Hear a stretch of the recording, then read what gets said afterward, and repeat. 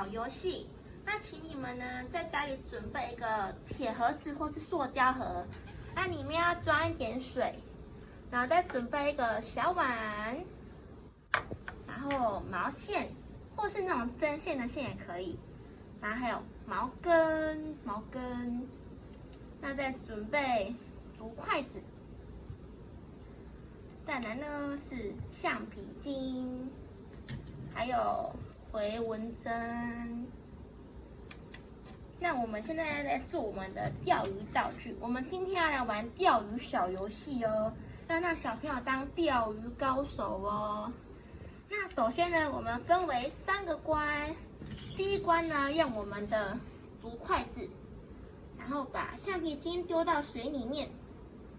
我们的橡皮筋就像小鱼一样哦。那我们第一关是要拿竹筷子来钓鱼哦，看小朋友可以钓几条鱼哦。好了，开始喽。1，好，2，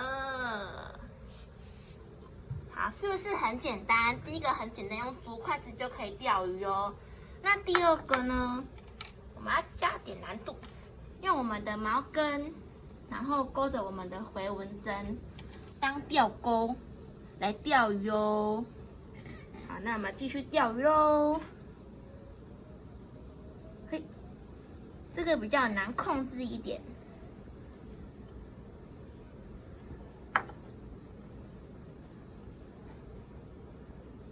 好，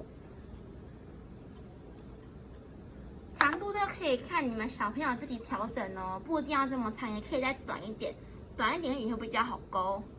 那再来呢是我们的最难的，我们的竹筷子绑我们的毛线。然后一样绑回纹针，来钓鱼喽！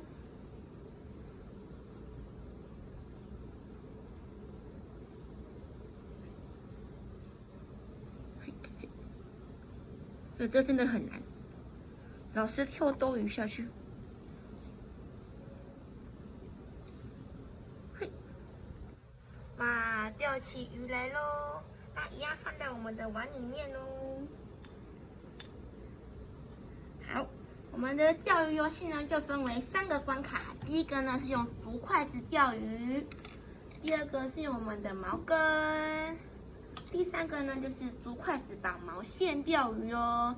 那在家里呢，小朋友可以来挑战看看，看能不能比老师厉害，钓了很多条鱼哦。好，那我们今天的影片就这里结束了，拜拜。